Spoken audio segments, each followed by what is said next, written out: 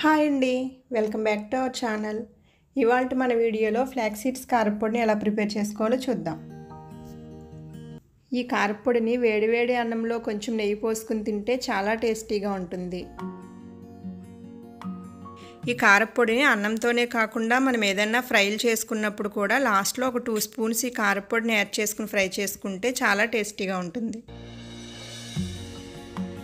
ముందుగా ఒక ప్యాన్లో 2 స్పూన్స్ ఆయిల్ తీసుకుని ఆయిల్ కొంచెం హీట్ అయిన తర్వాత 1 కప్ శనగపప్పును వేసుకుని ఫ్రై చేసుకోండి. కారపొడిలో వేసుకునే ఇంగ్రీడియంట్స్ అన్నింటినీ ఫ్లేమ్ సిమ్లో పెట్టుకుని కలుపుతూ నెమ్మదిగా ఫ్రై చేసుకోవాలి. అప్పుడే పప్పులన్నీ లోపల వరకు ఫ్రై అయ్యి కారపొడి కమ్మగా ఉంటుంది. నెక్స్ట్ 1 కప్ మినపప్పును వేసుకుని ఫ్రై చేసుకోండి. ఇది కాస్త ఫ్రై అయిన తర్వాత 1 కప్ జీలకర్రను కూడా వేసుకుని ఫ్రై చేసుకోండి. నెక్స్ట్ 1 కప్ ధనియాలు కూడా వేసుకుని ఫ్రై చేసుకోండి.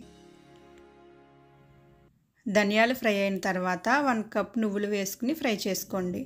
నువ్వులు వేసుకున్న తర్వాత ఎక్కువసేపు ఫ్రై అవ్వక్కర్లేదండి, జస్ట్ 10 to 15 సెకండ్స్ ఫ్రై అయితే సరిపోతుంది. ఇలా ఫ్రై చేసుకున్న తర్వాత ఇవన్నీ ఒక ప్లేట్లోకి తీసుకుని చల్లారబెట్టుకోండి. నెక్స్ట్ ఇదే ప్యాన్లో 1 స్పూన్ ఆయిల్ వేసుకోండి. 2 కప్స్ ఫ్లాక్స్ సీడ్స్ వేసుకుని ఫ్రై చేసుకోండి.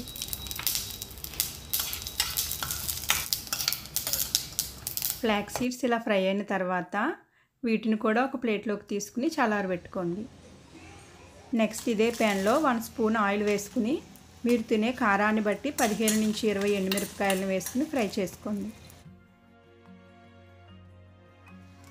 ఎండుమిరపకాయలు ఇలా ఫ్రై అయిన తర్వాత కడిగి ఆరబెట్టుకున్న 2 గుప్పుల కరివేపాకును వేసుకుని ఫ్రై చేసుకోండి. కరివేపాకు ఫ్రై అయిన తర్వాత 1 కప్ వెల్లుల్లి రెబ్బల్ని వేసుకుని ఒక చిన్న నిమ్మకాయ అంత సైజు చింతపండును కూడా వేసుకుని స్టవ్ ఆఫ్ చేసుకోండి.